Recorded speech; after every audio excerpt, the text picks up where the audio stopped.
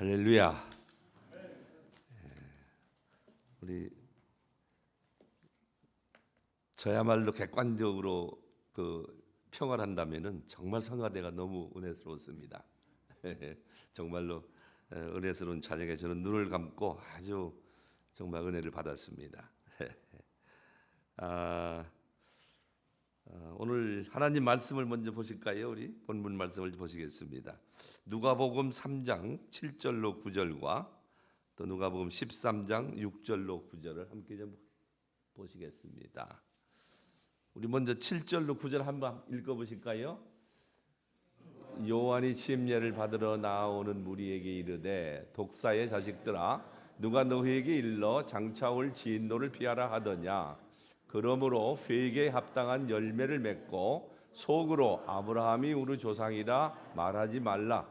내가 너희에게 이르노니 하나님이 능히 이 돌들로도 아브라함의 자손이 되게 하리라. 이미 도끼가 나무 뿌리에 놓였으니 좋은 열매 맺지 아니하는 나무마다 찍혀 불에 던져지리라. 한 군데 더 보시겠습니다. 13장 누가복음 6절로 7절입니다. 6절로 9절인데 여하튼 읽어봅시다. 이에 비유로 말씀하시되 한 사람이 포도원에 무화과 나무를 심은 것이 있더니 와서 그 열매를 구하였으나 얻지 못한지라.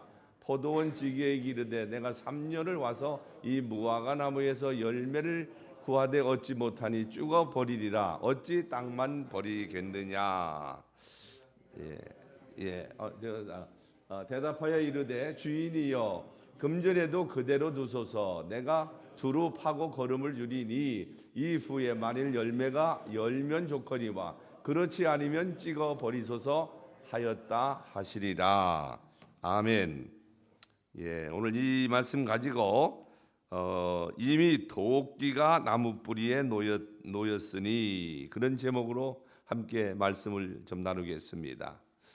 어제 저녁 때 제가 변 목사님한테 이 성경 말씀과 제목을 드렸습니다. 그랬더니 우리 목사님 하시는 말씀이 이 제목이 너무 살벌한데요 그러더라고요. 정말 살벌하죠 제목이. 근데 이건 제가 붙인 게 아니라 성경 말씀이 그렇게 말씀하고 있네요. 제목은 살벌하지만은 오늘 말씀은 우리에게 은혜가 되기를 주님의 이름으로 축복합니다. 2020년 새해를 맞이한 지도 벌써 세 번째 주일이 되었네요. 세월이 빨리 가는 것 같습니다. 그런데 이제 한국은 이제 또 구정이 돌아오잖아요. 지금 아마 이번 주는 이제 한국은 아주 민족 대명절로 이제 많은 분들이 또 고향을 찾고 명절을 즐기는 그런 때가 되었습니다. 저도 어렸을 때 시골에 살면서 정월이 되면은 참 1년에 한 번씩 깎아옷을 옷 입는 것이 얼마나 정말 행복했는지 모를 때가 있었습니다. 중국 사람들은 우리 구정을 이제 춘절이라고 하지요. 춘절이라고 하고 이제 춘절이 되면은 2주 동안은 다 문을 닫습니다. 거기는 다 2주 동안 정도는 문을 닫고 각처에서 가족들이 와서 이제 함께 먹고 마시고 즐기고 마작하고 그러는 것을 제가 많이 보았습니다.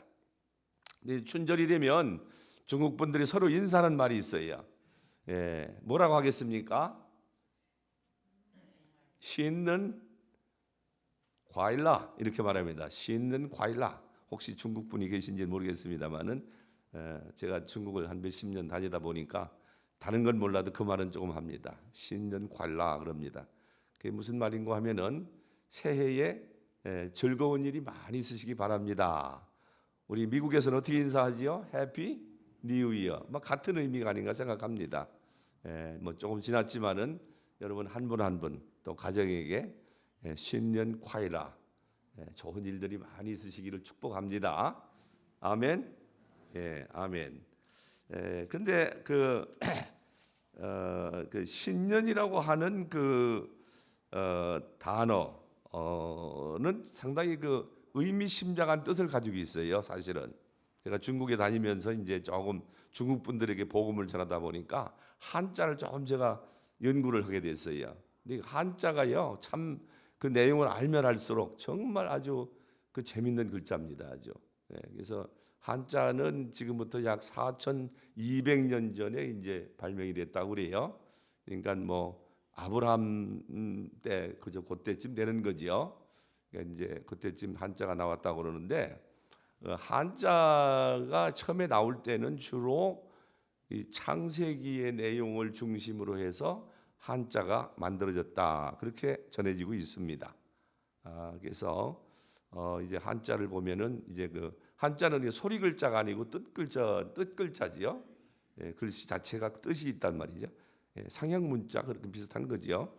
그래서 다 뜻이 있습니다. 근데 신년이라고 하는 그 의미를 살펴보면은 우리는 흔히 이제 새신자라고 그러지요. 한자로는 새신자를 씁니다. 새신자. 제가 혹시 몰라서 이걸 좀 이렇게 써왔습니다. 이렇게 새신자는 다 아시죠? 어르신들이 많이 계시니까 뭐 새신자 모르시는 분 안 계실 것 같아요. 다 아십니다. 새신자 신년이라고 그러는데 이 새신자를 잘 살펴보면요, 아주 정말 의미가 심장합니다. 이 자가 무슨 자지요? 이게 이 설립자입니다. 서 있다는 말이죠. 그다음에 요 밑에 이게 무슨 자예요? 나무 목자죠. 나무가 서 있다. 서 있는 나무 옆에 뭐가 있어요? 이게 이 자는 잘 모르실 거예요. 도끼 근자입니다. 도끼. 나무를 찍는 도끼 있죠. 그러니까 이 새신자는 서 있는 나무 옆에 도끼가 놓여 있다. 그 신년이라는 의미는요. 오늘 우리가 읽었던 이 성경 말씀과 아주 부합되는 그런 뜻을 가지고 있습니다.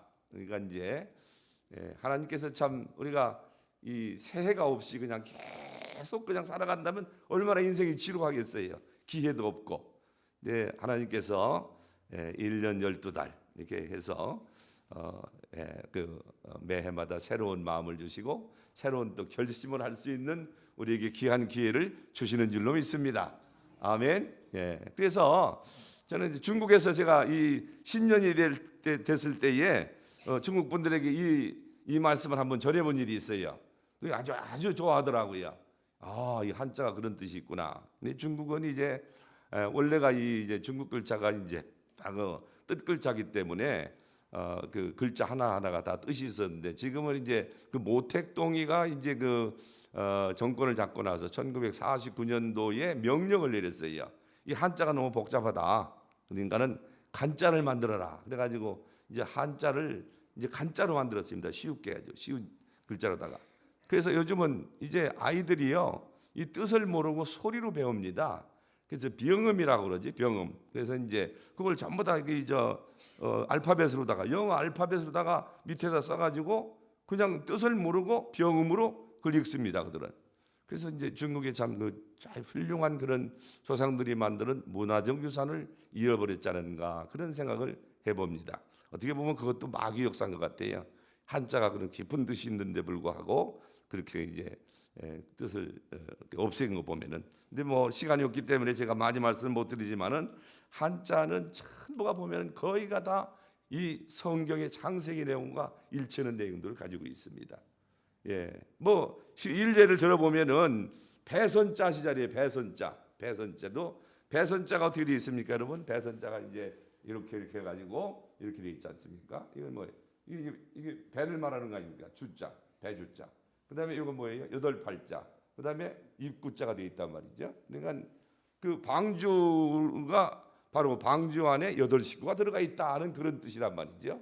이게 참 신기한 일이라고 이거를 알고 보면 말이죠. 야, 이게 중국 그러니까 이제 그 당시에 이게 이제 성경은 우리가 아는 대로 모세 때 처음으로 성경에 쓰여졌잖아요.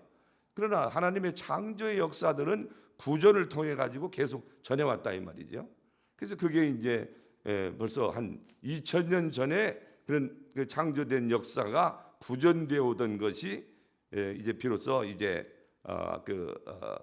거의 아브라함 때에 가서 이제 중국 사람들이 아브라함 그때쯤 돼가지고 중국 사람들이 이제 이 한자를 만들었는데 그때에 그 구전된 창세기의 내용들을 중심으로 한자가 만들어졌다는 거예요. 이건 좀 너무 놀라운 일입니다, 아주. 그래서 이 한자 속에는 정말 아주 깊은 의미가 있다 하는 걸 제가 참 깨닫게 되었습니다만은 그래서 신년이라고 하는 것은 우리가 뭐 해피 뉴 이어 뭐 먹고 마시고 즐기고 중국 사람들은 그러거든요. 거의 어떤 데는 한 달씩 놉니다. 그래서 제가 그런 얘기했어요. 성경을 보니 그게 아니다. 이 한자 여러분의 그 나라의 말인 한자의 뜻이 그런 뜻이 아니다. 그래서 제가 이 설명을 했더니만은 제가 이렇게 제가 그림을 좀 그려가지고 설명을 했습니다. 이게 뭐예요? 나무가 있단 말이죠. 나무. 예. 근데 도끼가 다 나를 시퍼렇게 갈아가지고 옆에 지금 놓여 있다 이 말이에요. 예. 이게 신년이라는 뭐냐? 이제 지난 해를 돌아보면서 정말 내 인생에 열매가 있느냐 없느냐 한번 돌아봐라. 예. 만약 열매가 없다면 이젠 찍어버리겠다. 오늘 본문에서도 13장에 보면 예수님이 그렇게 말씀했습니다. 열매 없는 무화과 나무의 비유를 들어서 3년을 기다렸어요 주인이. 근데 열매를 맺지 못하는 거예요. 그러니까 주인이 와가지고 찍어버려라. 그러니까 와가지고 농부가 와가지고 그랬어요. 그러면은 1년만 더 기회를 주십시오. 그래서 내년에도 만일 열매를 맺지 못하면 그때 가서 찍어버리십시오. 이렇게 말씀한 내용을 우리가 볼 수가 있습니다. 신년이라는 것은 정말 바로 성경의 의미대로 누가복음 13장의 말씀이 그대로 이 신년이라는 뜻 속에 담겨 있다 하는 것을 제가 깨닫고 야 이건 좀 놀라운 일이다 하는 것을 제가 좀 생각해 보았습니다. 그래서 여러분들 새해에는 이제 하나님께서 또 기회를 주셨어요. 우리에게 2019년을 다 뒤로 하고 우리의 부족했던 점 뭐 우리가 참 하나님을 제대로 섬기지 못했던 것 열매 없었던 삶들을 우리가 돌아보면서 이제 새해 2020년에는 우리가 많은 열매를 우리가 맺어서 하나님 앞에 영광을 돌려야 될 줄로 믿습니다. 할렐루야. 우리 옆에 분에게 한번 해봅시다. 금년 2020년에는 많은 열매를 맺어서 하나님께 영광 돌립시다. 한번 해보세요.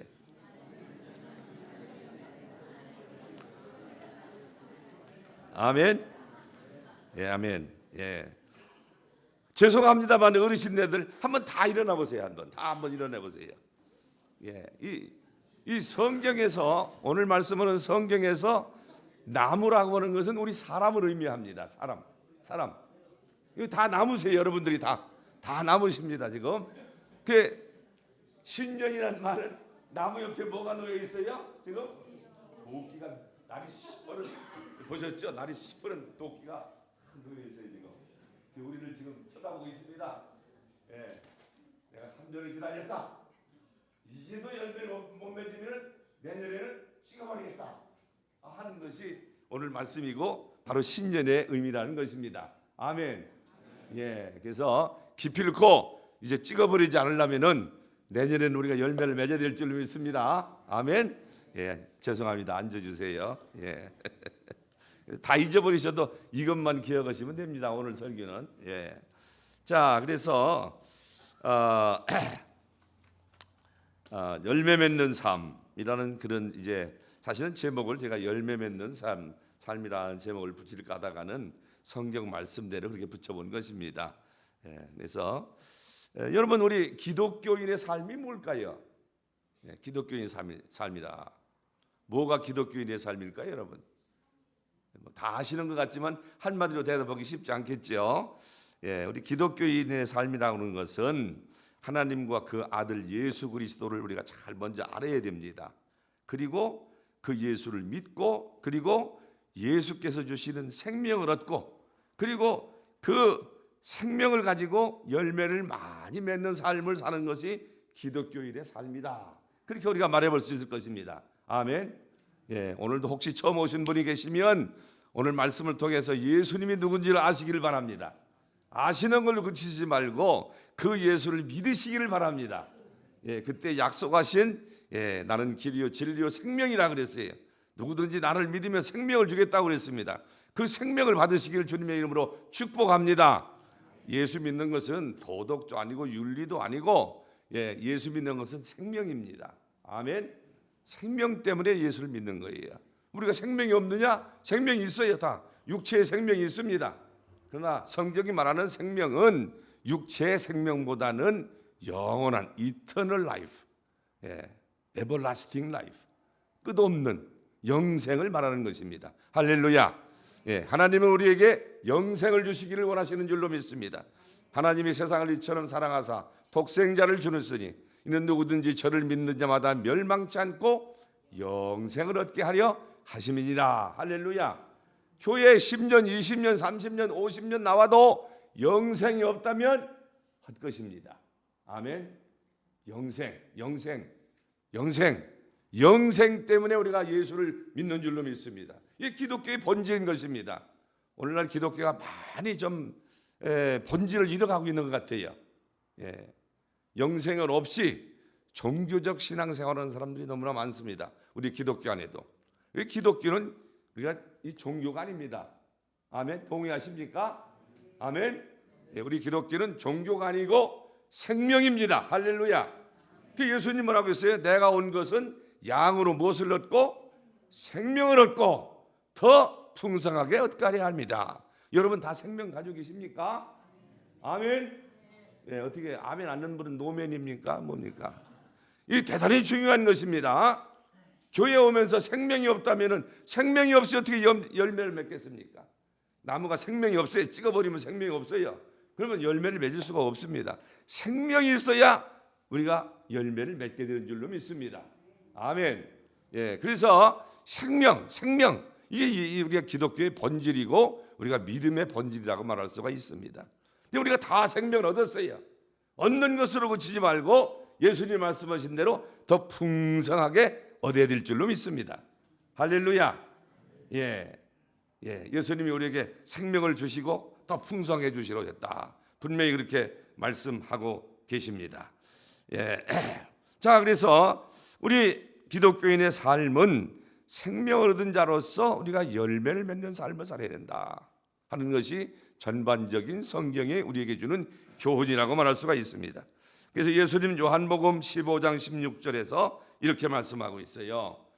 한번 읽어보겠습니다. 너희가 나를 택한 것이 아니요 내가 너희를 택하여 세웠나니 이는 너희로 가서 열매를 맺게 하고 너희 열매가 항상 있게 하여 내 이름으로 아버지께 무엇을 구하든지 다 받게 하려 함이니라. 할렐루야. 예, 우리 주님께서는 우리가 열매를 많이 맺기를 원하시는 줄로 믿습니다. 여러분 기도 많이 하시지요들.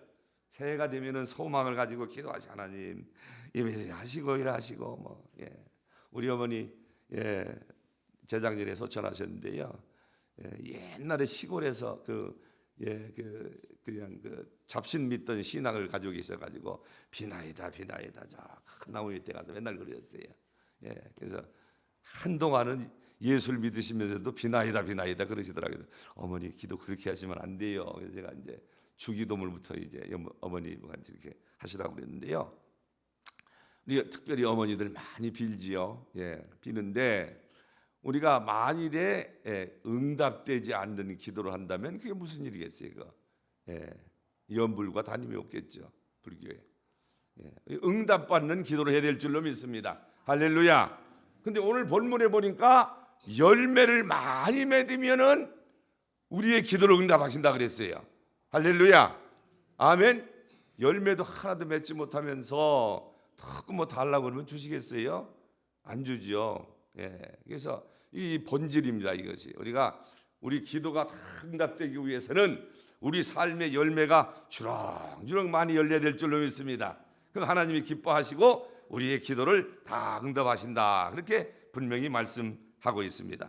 또한 로마서 7장 4절에 보면 이런 말씀이 있습니다.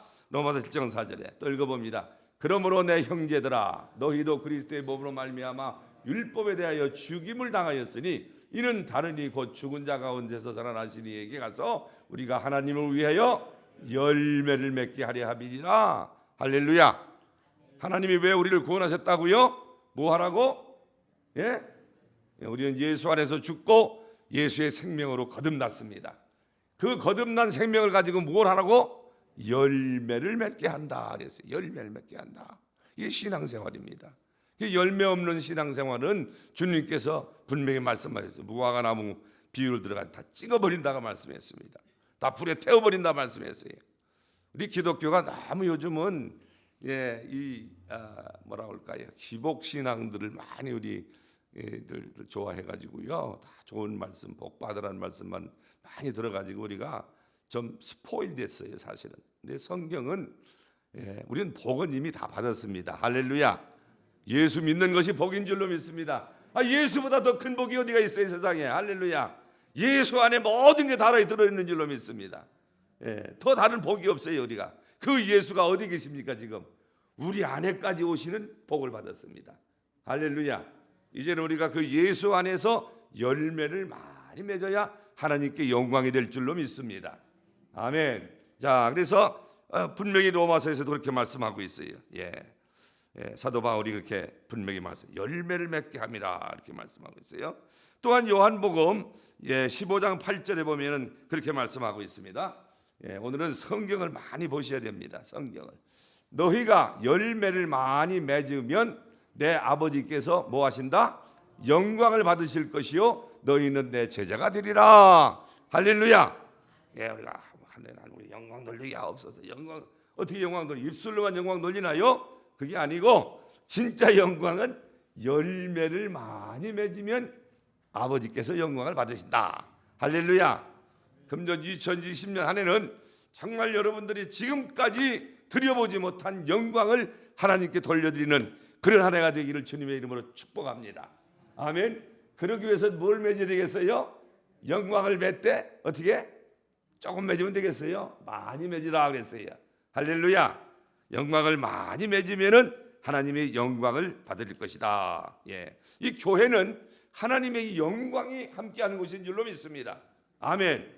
그래서 우리가 정말 교회 안에 들어오면 그 하나님의 영광의 광채 안에서 정말 우리 심령이 거듭나기도 하고 우리가 정말 어둠 가운데 있던 우리 영혼이 빛 가운데서 기쁨과 감격을 누리기도 하고 그러는 것이 바로 하나님의 영광인 줄로 믿습니다. 그래서 우리 이 교회라고 하는 것은 하나님의 임재가 있는 것을 교회다 그렇게 말합니다. 아까 우리 집사님 기도하실 때 하나님이 임재가 계셔서 함께 하나님을 경험하게 하옵소서. 그냥 그게 말로 되는 건 아니다 이 말이. 그러려면 어떻게 돼요? 열매를 많이 맺으면 된다 그랬습니다. 할렐루야. 그래서 금년 한 해 동안에는 정말 우리 모두가 열매를 많이 맺어야 되겠다. 할렐루야. 우리 옆에 분에게 한번 해봅시다. 금년 한 해는 정말 열매를 많이 맺읍시다.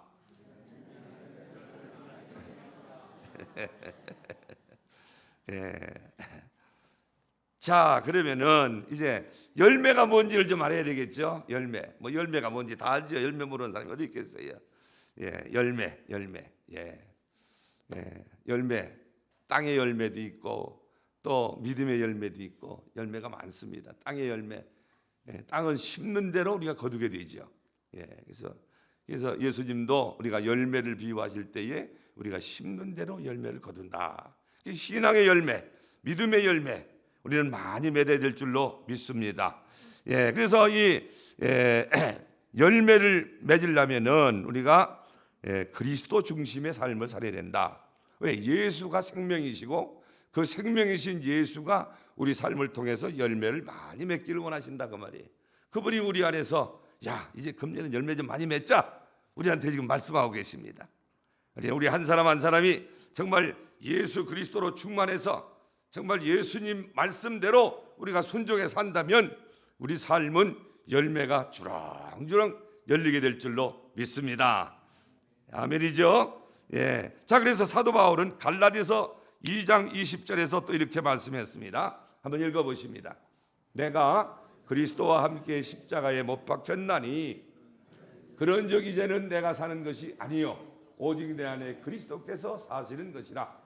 이제 내가 육체 가운데 사는 것을 나를 사랑하사 나를 위하여 자기 자신을 버리신 하나님의 아들을 믿는 믿음 안에서 사는 것이라. 할렐루야. 이제 우리 옛사람은 다 죽었습니다. 아멘. 안 죽어서 문제죠. 안 죽어서 열매가 안 열리는 겁니다. 죽기만 하면 열매는 열릴 줄로 믿습니다. 아멘이죠. 우리 안에 예수가 와 계세요. 오늘 말씀대로 우리는 죽고 옛사람은 죽고 새사람인 예수가 우리 안에 와 계십니다. 그러니까 그 예수님 말씀대로 순종해 살기만 한다면은 열매는 저절로 열리게 될 줄로 믿습니다. 신앙의 열매는 내가 노력으로만 되는 것이 아닙니다. 물론 내 노력도 있어야 되겠지만은 더 중요한 것은 우리가 예수 안에 있는 것입니다. 예수 안에만 있으면은 예수님이 우리를 열매를 맺게 해 주실 줄로 믿습니다. 그래서 바로 사도 바울은 그것을 우리에게 말씀하고 있어요. 우리 자신이 예수 안에 죽었다는 사실을 우리가 알고 우리 안에 이제는 주님이 사신다. 그 주님과 함께 우리가 살아간다면 우리 삶에는 풍성한 열매가 열리게 될 줄로 믿습니다. 자, 그럼 우리가 어떤 열매를 맺어야 될 것인가? 오늘 본문에 볼 것 같으면은 본문이 아니라 우리 갈라디아서 5장 22절로 24절을 또 한번 보겠습니다. 잘하는 말씀이죠. 한번 또 크게 읽어보시겠습니다. 오직 성령의 열매는 사랑과 희락과 화평과 오래 참음과 자비와 양성과 충성과 온유와 절제니 이 같은 것을 금지할 법이 없느니라. 그리스도 예수의 사람들은 육체와 함께 정욕과 탐심을 십자가에 못 박았느니라. 자, 오늘 이 말씀에 보면은 이제는 뭐라고 했어요? 이 성령의 9가지 열매들을 말씀하면서 이제 우리 예수 믿고 예수가 우리 안에 와 계신 분들은 이 열매를 맺는 이 모든 것을 금지할 수가 없다는 것입니다. 금지할 법이 없다는 거예요. 이건 무슨 얘기입니까? 다른 말로 말하면 당연히 우리는 열매를 맺어야 된다. 그런 말씀인 줄로 믿습니다. 아멘. 왜? 우리 안에 예수가 계시니까. 예수께서 우리에게 열매를 맺도록 하신다는 것입니다. 예수의 생명을 받은 자는 그 생명을 가지고 우리가 많은 열매를 맺도록 되어 있다는 것입니다. 그것을 금할 수가 없다는 거예요. 그만큼 우리는 예수 안에만 있으면은 우리는 이제는 열매를 맺는 삶을 살게 된다는 것입니다. 그럼 왜 우리가 열매를 맺지 못하느냐? 예수를 믿으면서도 예수 안에 있지 않고 예수 옆에 있거나 예수 밖에 있기 때문이라는 것입니다. 우리가 예수 안에 있다면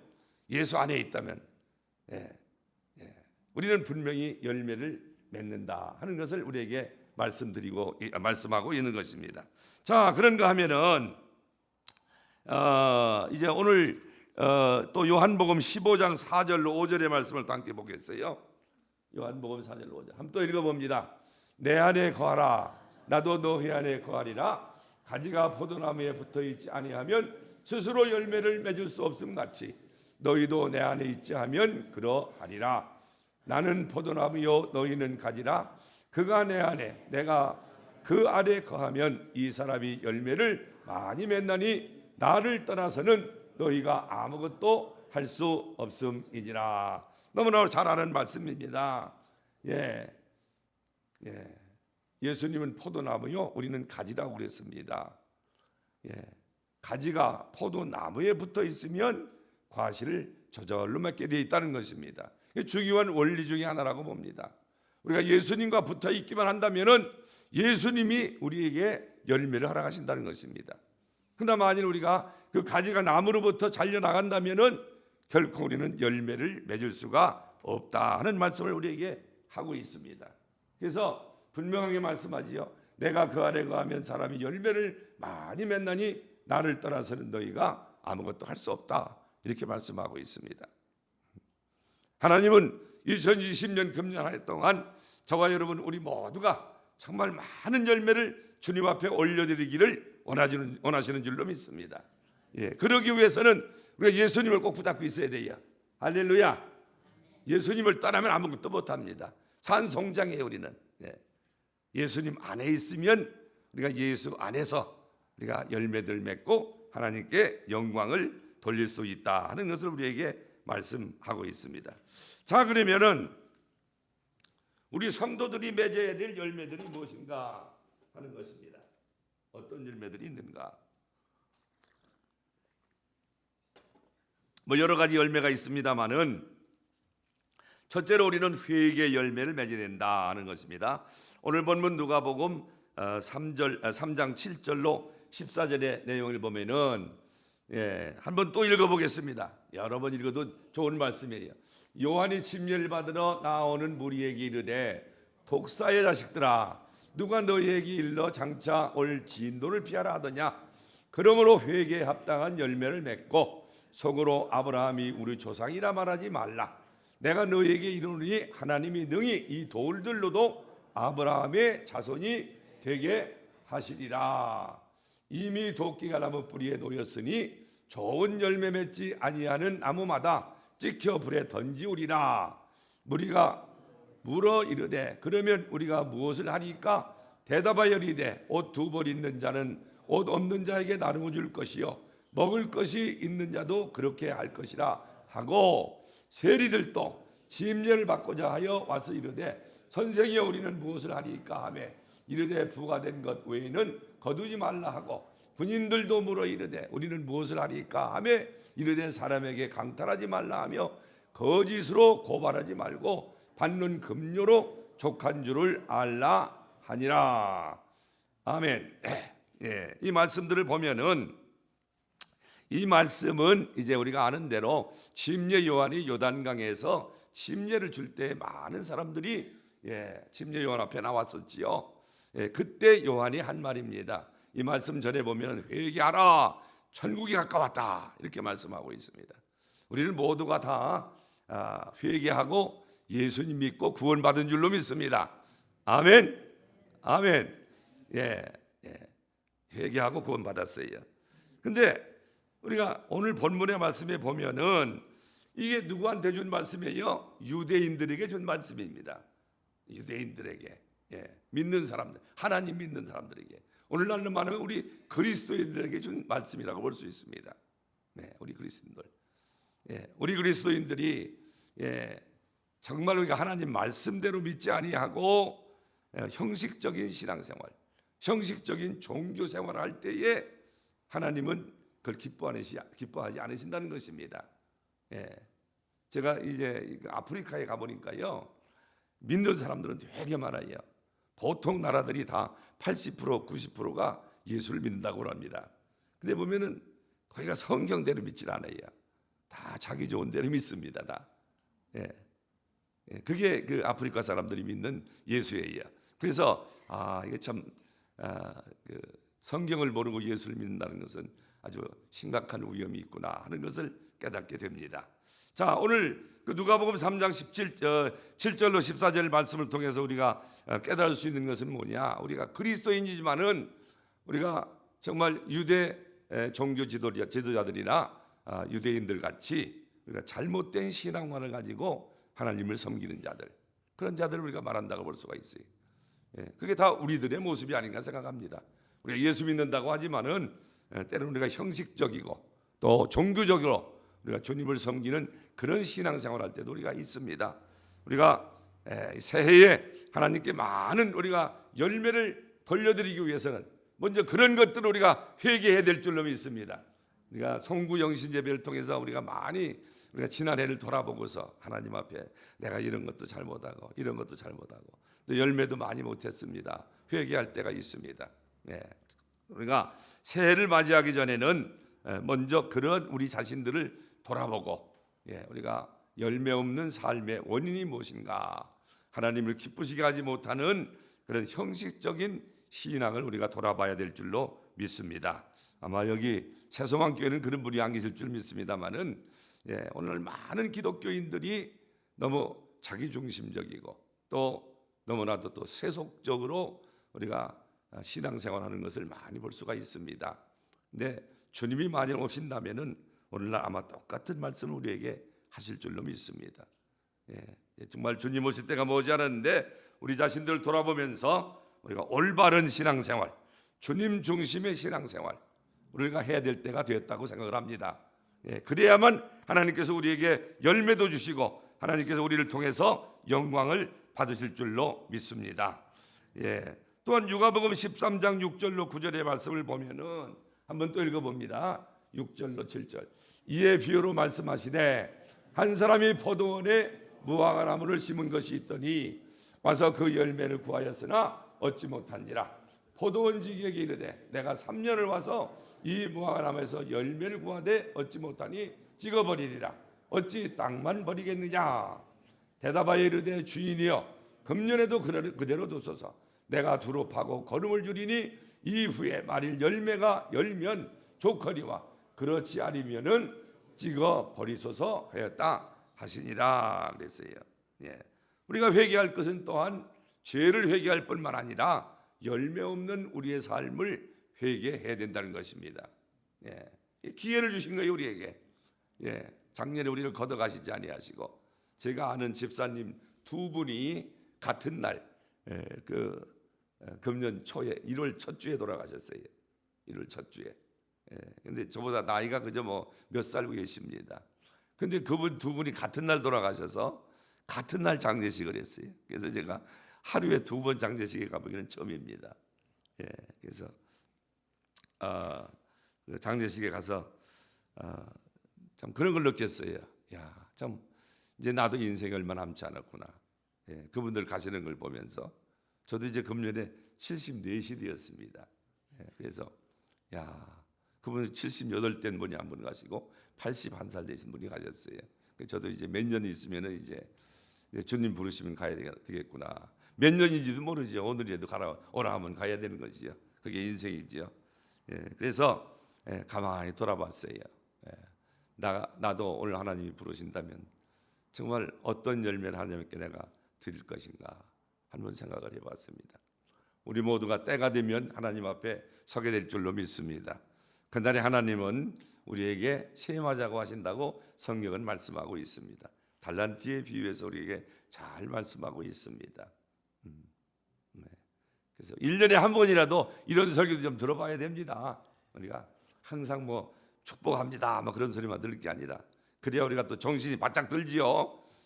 그래서 새해가 됐으니까 우리가 좀 정신을 차리고 우리가 새롭게 신앙을 우리가 살아야 될 줄로 믿습니다. 아멘. 그래서 우리는 열매 맺지 못한 삶, 회개의 열매, 회개에 합당한 열매. 우리가 회개를 맨날 합니다. 하나님 잘못했습니다. 근데 뭐 똑같은 회개 맨날 하잖아요. 우리가 금년에도 재작년에도 금년에 열매가 없은 거 죄송합니다. 하나님 내년에 열매 맺겠습니다. 또 작년에도 또 그러고 계속 우리가 그렇게 번복된 그런 회개할 때가 많습니다. 이제는 그 번복된 회개를 끊어버리고 이제는 주님 앞에 진정으로 우리가 참 회개의 모습을 보일 때가 되었다고 생각합니다. 할렐루야. 자, 그래서 두 번째는 이제 성령의 열매를 맺어야 됩니다. 그리고 세 번째는 전도의 열매를 맺어야 될 텐데, 우리가 이 세 개, 특별히 뭐 여러 가지 다른 뭐 열매들이 많이 성경에 있습니다만은 대표적으로 회개의 열매, 성령의 열매, 또 전도의 열매, 이 세 가지 열매가 우리에게 있느냐 하는 것을 우리가 돌아봐야 된다는 것입니다. 이 세 가지 열매는 순서적이죠. 회개의 열매를 통해서 우리가 구원을 얻습니다. 그리고 성령의 열매는 구원받은 자로서 우리가 예수님과 함께하는 삶을 말한다고 볼 수 있습니다. 내적인 그런 열매라고 볼 수 있습니다. 그다음에 마지막으로 전도의 열매는 외적인 열매죠. 우리가 구원받고 우리가 성령이 충만해서 우리가 주님과 함께하는 삶을 살 때에 우리 삶을 통해서 전도의 열매가 열리게 될 줄로 믿습니다. 아멘. 하나님께서 우리 새소망교회를 축복하셔서 날로 이렇게 많은 분들이 주님 앞에 돌아오는 것을 하나님 앞에 감사합니다. 이제 내년에는 이곳이 차고 넘치는 놀라운 또 전도의 열매가 있게 되기를 주님의 이름으로 축복합니다. 아멘. 자, 그래서 이제 첫 번째는 회개의 열매를 말씀드렸고요. 두 번째는 우리가 성령의 열매를 맺어야 된다는 거예요. 자, 요한복음 10장 10절에서 주님은 이런 말씀을 하셨습니다. 한번 또 읽어봅니다. 도둑이 오는 것은 도적질하고 죽이고 멸망시키려는 것뿐이요 내가 온 것은 양으로 생명을 얻게 하고 더 풍성하게 얻게 하려 함이니라. 너무나 잘 아는 말씀이죠. 예수님이 온 것은 우리에게 생명을 주시러 오셨어요. 뿐만 아니라 우리에게 더 풍성하게 얻게 하려 함이니라. 그렇게 말씀하고 있습니다. 자, 생명을 얻게 하기 위해서는 우리가 아는 대로 다 내 죄를 회개하고 예수님을 내 개인의 구주로 주님으로 영접하면은 예수님이 우리에게 생명을 주십니다. 영생을 주신다 말씀하고 있습니다. 자, 두 번째로 생명을 더 풍성하게 얻기 위해서는 우리가 예수로 충만할 때 생명이 풍성해지는 줄로 믿습니다. 예수로 충만하다. 예수로 충만하다는 것은 여러분 무엇을 의미할까요? 예? 예수님의 인격으로 충만한다는 말입니다. 예수님의 인격. 성경은 하나님의 인격을 우리에게 보여주고 있습니다. 그래서 그 인격이 살아 있습니다. 예, 그냥 말이 아니죠. 하나님 말씀은 살았고 능력이 있습니다. 왜? 하나님이 바로 이 말씀이 육신이 되어 오신 분이 예수님이잖아요. 그래서 이 말씀은 살아 있습니다. 생명이기 때문에 살아 있습니다. 예, 그래서 그 하나님의 그 말씀은 바로 그 하나님의 인격을 우리에게 보여주고 있습니다. 인격, 하나님이 어떤 분이구나 하는 것을 우리에게 보여주고 있다 이 말이죠. 그래서 예수로 충만하다는 것은 곧 예수의 인격으로 우리가 충만하다는 것을 우리에게 말씀하고 있습니다. 예수의 인격. 네. 하나님은 두 가지 인격을 가지고 있습니다. 크게 하나는 공유적인 인격이라는 게 있고 또 하나는 비공유적 인격이라는 게 있습니다. 예, 신학적으로 말하면은 공유적 속성과 비공유적 속성이라 이렇게 말하는데요. 자, 공유적 인격이라는 것은 무엇이냐면은 하나님이 우리 인간들과 함께하는 그런 인격을 말합니다. 하나님만이 인격을 가지고 있는 게 아니라 그 인격을 하나님의 형상대로 지은 우리 인간들과 함께 하신다는 것입니다. 그런 인격을 말하는 것입니다. 그래서 하나님은 그 공유적 인격, 공유적 인격을 통해서 우리와 함께 하시고 예수로 충만케 하십니다. 할렐루야. 예. 그러면 그 인격이 과연 무엇인가? 뭐 성경에 수없이 많이 우리에게 말씀하고 있습니다. 그러나 대표적인 것들을 살펴보면은 하나님은 거룩하신 분입니다. God is holy. 그래서 뭐라고 했어요? 하나님이 거룩한 것 같이 너희도 거룩하라 이렇게 말씀하고 있어요. 우리 공유적 속성이 아니라면은 하나님 우리 보고 너희도 거룩하라 할 수가 없습니다.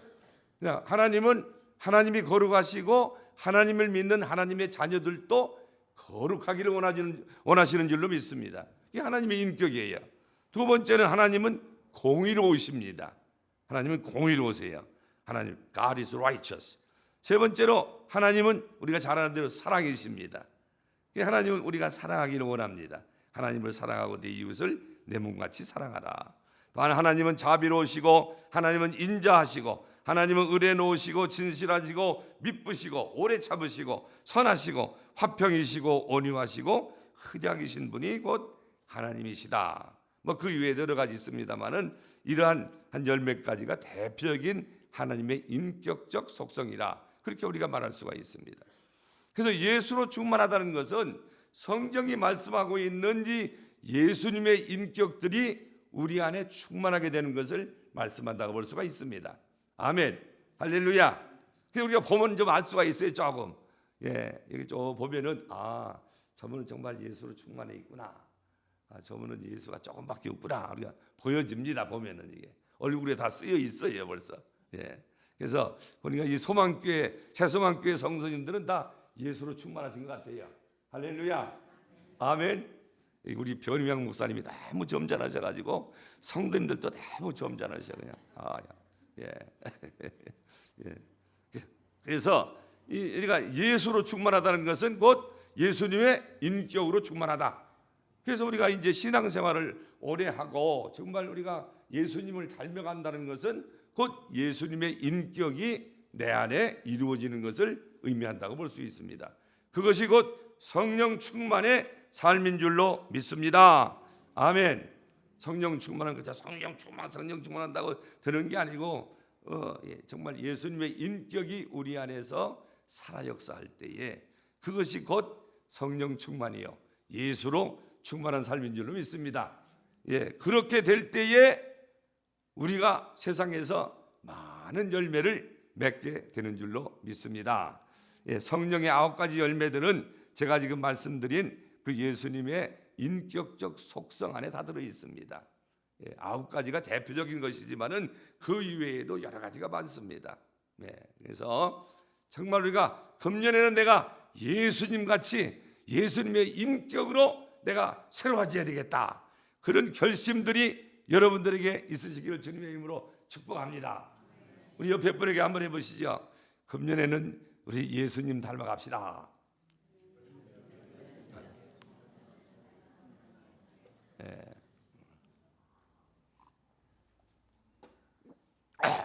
변유양 목사님을 보면은 예수님 같아요.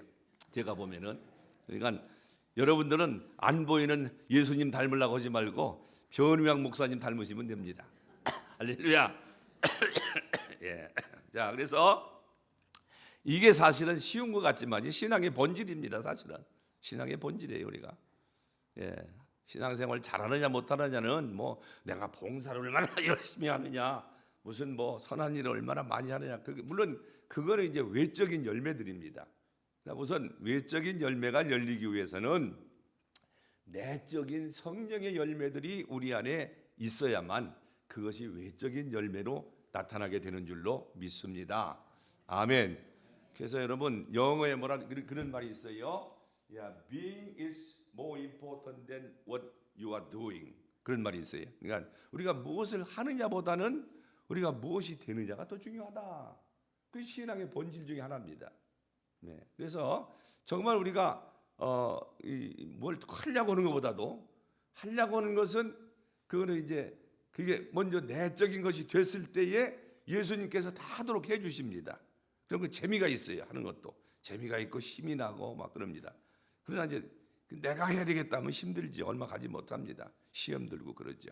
그래서 정말 우리가 예수로 충만한 것, 이것이 우리 모두에게 과제이고 또 꼭 필요한 것인 줄로 믿습니다. 아멘. 이것이 곧 신앙생활이에요. 우리가 뭐 신앙생활을 얼마나 오래 했다, 뭐 얼마나 교회를 다녔다, 이게 중요한 게 아닙니다. 중요한 것은 우리가 얼마나 예수로 충만하냐, 얼마나 우리가 예수의 모습을 드러내고 있느냐 하는 것입니다. 그러기만 한다면 하나님은 우리에게 놀라운 열매들을 주렁주렁 많이 열리게 해주실 줄로 믿습니다. 오늘날 많은 분들이 억지로 열매를 다른 데서 따다가 다르려고 하는 사람들이 있어요. 억지로 내 삶에. 그런다고 그 열매가 되는 건 아니죠. 내가 스스로 열매를 맺을 수가 없습니다. 나는 포도나무에 너희는 가지니 내가 나에게 붙어 있으면 열매를 저절로 맺게 된다고 말씀하고 있습니다. 그래서 우리가 열매 맺으려고 너무 노력하지 말고 예수님과 하나가 되기만 한다면 열매는 저절로 열리게 될 줄로 믿습니다. 우리가 신앙생활의 행복이 어디서 오느냐? 신앙생활의 행복은 예수님과 하나가 되면 행복하는 줄로 믿습니다. 이게 잘 안 돼요. 우리 목사들도 사실 그 말로는 맨날 설교 그렇게 해도 잘 안 됩니다. 근데 정말 행복한 것은 내가 예수님과 함께 할 때, 하나가 될 때, 그때 정말 행복합니다. 그래서 예수님은 정말 우리가 주님과 함께 할 때 우리에게 좋은 것들을 축복을 우리에게 주신다는 것입니다. 자, 그 다음에 이제 예수님은 이런 이제 공유적 속성이 있어요. 우리가 함께하는 공유적 속성이 가면 비공유적 속성을 또 가지고 계십니다. 비공유적 인격이라고 그러죠. 네 가지 중요한 게 있어요. 하나는 무엇인가 하면 하나님은 전능하시다. 하나님은 뭐예요? 전지하시다. 하나님은 무소부재하시다. 하나님은 또 불변하시다 하는 거예요. 그 네 가지가 이제 소위 그 하나님이 하나님만이 가지고 계신 우리 인간들과 공유하지 아니하시는 하나님의 인격적 속성입니다. 그 여러분 기도하실 때 하나님 나도 전능하게 하옵소서, 나도 전지하게 하옵소서, 그런 기도하면 안 됩니다. 그건 나도 하나님 되겠다는 것입니다. 그건 하나님만이 가지신 거예요. 우리 인간이 전지해 보세요. 제가 여러분들을 다 속속들이 다 안다고 생각해 보세요. 이거 문제가 많습니다. 잘못하면 겁나죠. 여러분이 저를 다 안다고 생각해 보세요. 저는 여기 설교 못합니다. 이거 하나님만이 하시는 거예요. 때로 하나님께서 인간에게 그런 또 은사를 잠깐 주실 때도 있어요. 하나님의 일을 위해서. 그러나 우리 인간은 그 하나님의 그 속성을 우리가 공유할 수 없도록 하나님께서 만드셨어요. 그것이 하나님과 인간의 창조주와 피조물의 차이점이라고도 볼 수가 있을 것입니다. 자, 그래서 우리가 하나님을 우리에게 나누시기 원하시는 그 속성들을 우리가 함께 한다면은 우리는 좋은 성령의 열매들을 많이 맺을 수 있다 하는 것입니다. 자, 그 다음에는 왔다 갔다 해가지고 어디 있는지 잘 모르겠네. 그 다음에 우리가 세 번째로는 전도의 열매를 맺어야 된다는 거예요. 전도의 열매를 맺니. 전도의 열매. 아까도 말씀드렸지만은 첫째는 회개의 열매, 둘째는 무슨 열매? 성령의 열매, 마지막으로 전도의 열매입니다. 이게 순서적입니다. 회개의 열매 없이 성령 충만할 수가 없어요. 회개의 열매 없이 우리가 절대로 성령의 열매를 맺을 수가 없습니다. 그 다음에 또 우리가 성령의 열매 없이 전도할 수 없습니다. 전도되지 않아요. 이게 순서적입니다. 그래서 우리가 내적으로 회개하고 예수 믿고 예수로 충만해지면 나가서 예수를 증거하게 될 줄로 믿습니다. 아멘. 예수로 충만한 사람은 가만히 집에 있을 수가 없어요. 나가서 예수를, 내가 만난 예수, 나를 사랑하시는 예수, 나를 복 주시는 예수 증거하지 않을 수가 없다 이 말이에요. 증거하게 만듭니다. 예수님께서, 성령께서 그렇게 만든다 이 말이죠. 그래서 우리가 셋째는 전도의 열매를 많이 맺어야 된다는 거예요. 마가복음 16장 15절 다 아는 말씀이죠. 한번 크게 읽어봅니다. 또 이르시되 너희는 온 천에 다니며 만민에게 복음을 전파하라. 이건 너희가 누군가요? 너희가 누구예요? 우리 예수 믿는 우리 모든 사람들 말하는 것이, 우리 모든 하나님의 자녀들을 의미하는 것입니다. 땅 끝까지 이르되 증인이 되어라 말씀하고 있습니다. 그게 우리 그리스도인의 궁극적 이 땅에서의 사명인 줄로 믿습니다. 할렐루야. 궁극적 사명이에요. 그래서 사도 바울은 내가 이 복음 전하는 사명을 감당하기에는 내 목숨도 아깝지 않다, 그렇게 고백을 했습니다. 우리 인생은 사명에 산다고 말합니다. 사명이 없이 사는 삶은 그 인생 정말 재미없는 삶이죠. 그래서 키엘케고라는 사람은 그렇게 말했어요. 만일 당신 생명을 바쳐서 섬길 수 있는 사명이 당신에게 있다면 당신은 행복한 사람이다, 그렇게 말씀하고 있습니다. 근데 여러분 사명이 계십니까? 아멘. 근데 이렇게 힘을 좀 내세요. 아멘. 할렐루야. 제가 유럽에 이제 뭡니까, 아프리카 가면은 거기도 아멘을 잘 크게 안 해요. 아멘 훈련을 많이 시킵니다. 그러면 아멘 하면 하는데요. 이 아멘을 좀 크게 하면은 힘이 납니다. 할렐루야. 아멘. 한번 해봅시다. 아멘. 너희는 온 천에 다니며 만민에게 복음을 증가하라. 이 사명이 누구에게 있다? 나에게 있다. 할렐루야.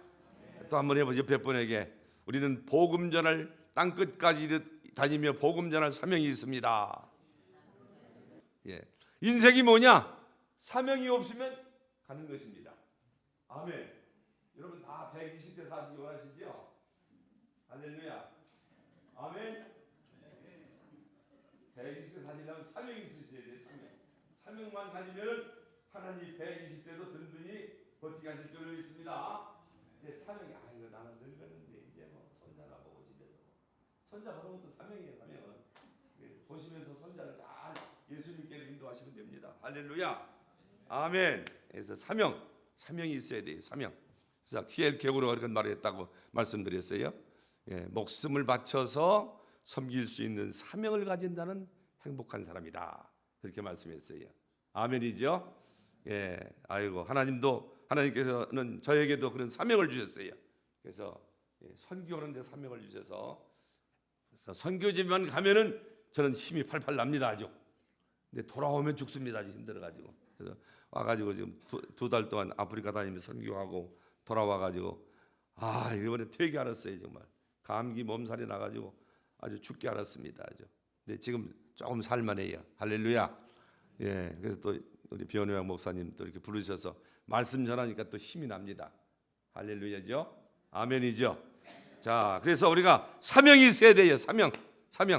사명이 없으면 우리 신요한 목사님 이렇게 또 오셨는데 이렇게 신요한 목사님도 참 연세가 이렇게 계신데도 사명이 계셔가지고 이렇게 얼마나 열심히 또 복음을 전하시는지 모릅니다. 사명. 우리 옆에 분에게 다시 한번 해봅시다. 우리 사명으로 사는 인생을 삽시다. 사명이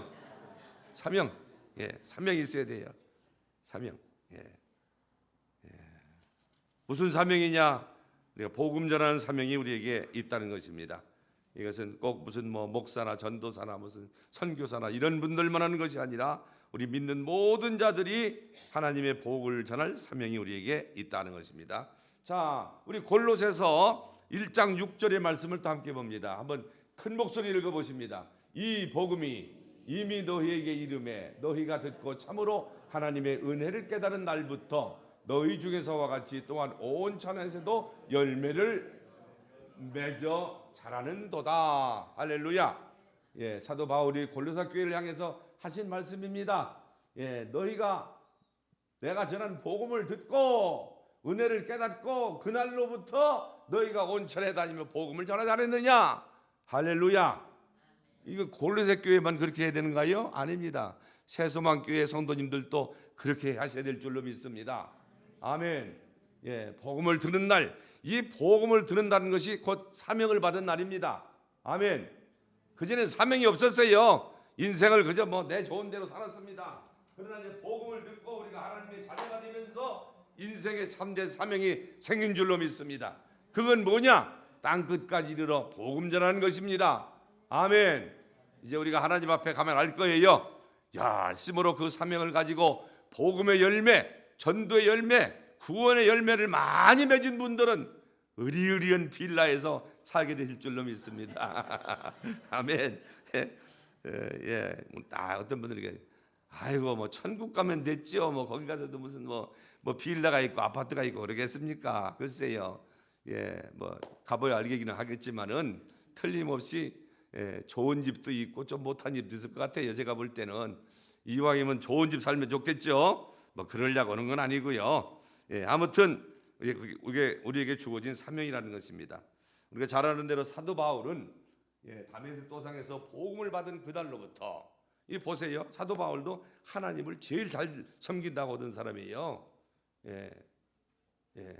그런데 복음의 의미를 몰랐습니다. 예수를 몰랐다 이 말이에요. 하나님을 믿는다고 교회는 열심히 다니는데 예수도 모르고 복음이 뭔지를 몰랐어요. 그러다가 다메섹 도상에서 주님을 만났습니다. 그리고 그날로부터 그는 새 사람이 된 줄로 믿습니다. 할렐루야. 그리고 그는 하나님이 주신 사명을 위해서 일생을 바치고 복음의 많은 열매를 맺는 놀라운 역사를 이루게 된 걸로 우리가 성경을 통해서 볼 수가 있습니다. 여러분들도 다 다메섹이 있었을 줄로 믿습니다. 인생 여정에서 어느 날인가 주님을 만났어요. 그날이 바로 여러분에게 복음이 들어온 날이요, 그날이 바로 여러분에게 새로운 인생의 사명이 주어진 날인 줄로 믿습니다. 오늘 집에 들어가서 가만히 한번 생각해 보세요. 내가 언제 다메섹 도상에서 예수님을 만났는가? 다메섹이라고 정말 다메섹이 아니고요, 여러분 인생 여정에서 예수님을 만났어요. 저도 마찬가지예요. 저는 교회를 고등학교 2학년 때부터 다녔습니다. 우리 친구의 꼬임에 빠져가지고. 그런데 제가 40살이 될 때까지 저도 사도 바울 같은 사람이었어요. 그냥 주님을 모르고 그냥 하나님을 믿는다고 다녔습니다. 그런데 제가 40에 예수를 만났어요. 다메섹에서. 그러고 나서 인생이 바뀌고 제가 사명이 바뀌게 되었습니다. 그래서 오늘날 그 사명을 위해서 살아보려고 애쓰고 있습니다. 할렐루야. 여러분들도 다 때와 시는 다르겠지만은, 모양은 다르겠지만은 다 같은 경험을 하신 줄로 믿습니다. 여러분이 정말 그런 경험이 계시다면은 이제 그 사명을 가지고 하나님께 영광 돌리는 여러분 한 분 한 분이 되시기를 주님의 이름으로 축복합니다. 자,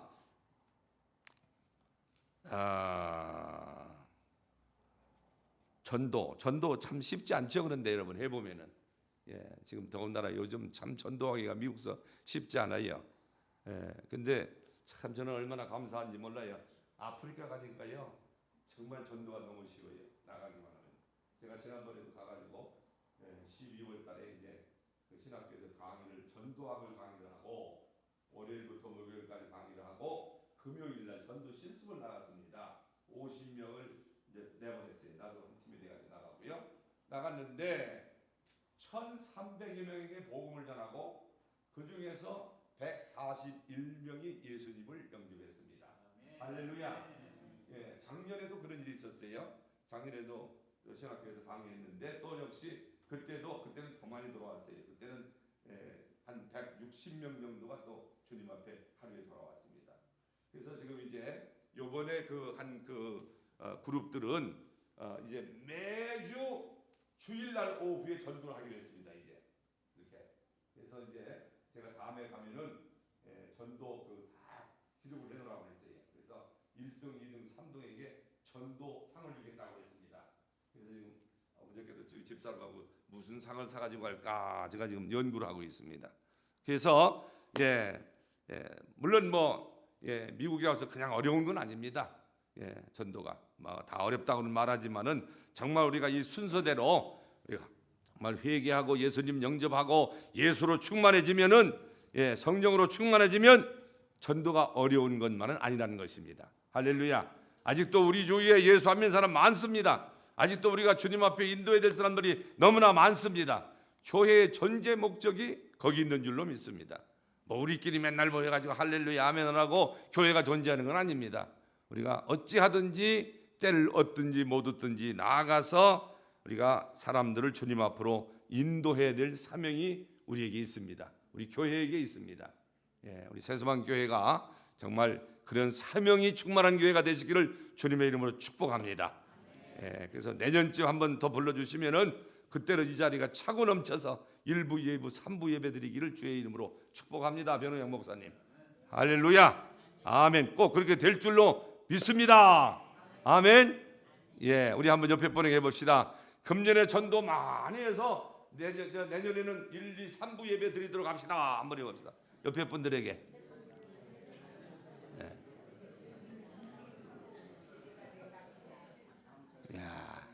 뭐 그렇게 되겠는가? 예수의 이름으로 명하노니. 그런 불신앙적인 생각을 우리가 떠내야 됩니다. 아멘. 아멘. 하나님이 하시면 될 줄로 믿습니다. 아멘이죠. 참 우리 변호영 목사님 대단하다고 했어요. 오늘 아침에 제가 지금 다 적은 교회들이 힘든데 그래도 교회가 이렇게 아름답게 성장해 가는 걸 보면서 제가 얼마나 감사한지 몰라요. 자 이제 오늘 말씀을 맺혀야 되겠네요. 오늘 말씀을 맺겠습니다. 오늘 우리는 아주 무서운 섬뜩한 설교 제목, 무슨 제목이 뭐였었죠?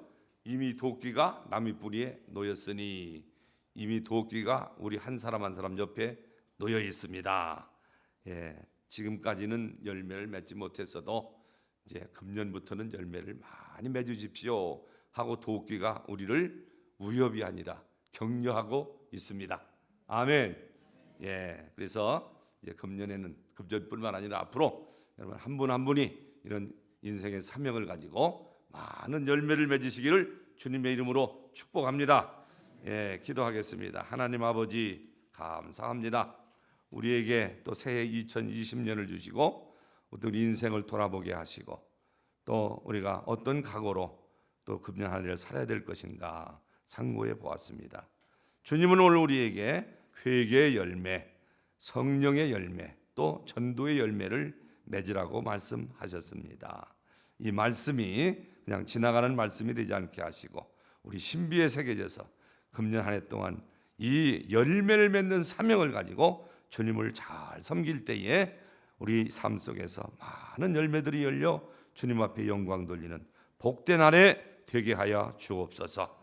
우리 세수방 교회가 그런 사명을 가지고 세상에서 빛과 소금이 되게 하시고 많은 열매를 맺어서 하나님께 큰 영광 돌리는 귀한 교회, 아름다운 축복된 교회 되게 하여 주옵소서. 예수님의 존귀하신 이름으로 간절히 축복하며 기도하옵나이다.